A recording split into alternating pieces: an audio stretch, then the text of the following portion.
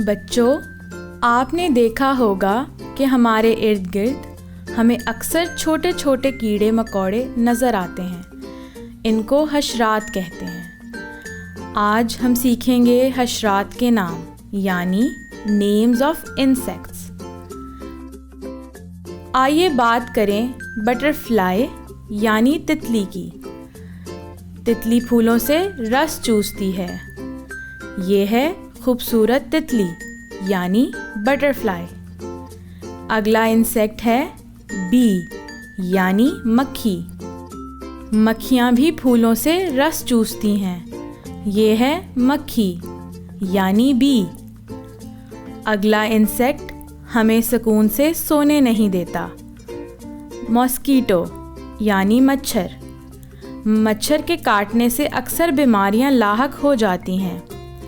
ये है मॉस्कीटो यानी मच्छर।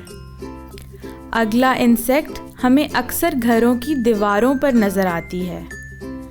आंट यानी चींटी। चींटी ज़मीन के अंदर बिल बनाकर रहती है।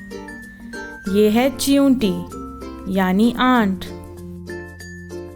हमारा आखिरी इंसेक्ट अक्सर हमें डरावना लगता है।